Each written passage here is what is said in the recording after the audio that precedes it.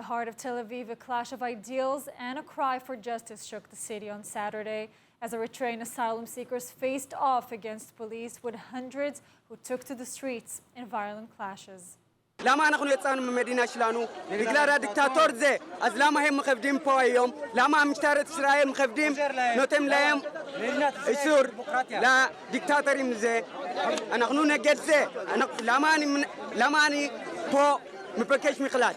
Violent protests erupted between hundreds of Eritrean asylum seekers and police in South Tel Aviv on Saturday during a protest against an event organized by the Eritrean embassy. The violent protests in Tel Aviv left at least 160 people injured, including 8 in serious condition. Among the injuries were nearly 50 police officers, primarily harmed by thrown projectiles. As the protests spiraled into chaos involving pro- and anti-government demonstrations, police eventually used live ammunition. Hospitals across the city reported mass casualties incidents, with dozens seeking medical treatment. The tensions had been simmering for weeks as protesters attempted to contact authorities to prevent the embassy's event. Their main claims centered on allegations of Eritrean embassy surveillance and intimidation of refugees, and the ongoing disputes with the Israeli government over refugee asylum status. Eritrean, often referred to as the North Korea of Africa, has a history of oppressive rule under its country's president. The country has been suffering from a totalitarian regime under 77-year-old president Isaias Afwerki, who has ruled Eritrea since 1993 after it gained independence from Ethiopia. There are no elections, free media, or exit visas, and many young people are indefinitely conscripted into the military. Eritrea in the Horn of Africa has one of the world's worst human rights records,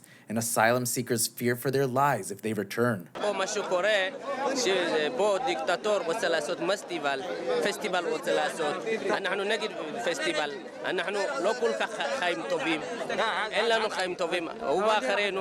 وسلانو مماش بلغان شالم سلانو بايو نحن نجدتو نحن لغة تمشي بتسابو festival. Prime Minister Benjamin Netanyahu has conveyed a special ministerial task force to address the situation, including measures against those involved in the disruptions, potentially including deportation. מה שקרה אתמול היה חציית קו אדום. זה התפרעות, זה שפיכות דמים, זה פרעות שאנחנו לא יכולים לקבל. ולכן הדבר הראשון שאני עושה הוא לאחל החלמה לשוטרים שנפצעו במהלך הניסיונות להחזיר את הסדר.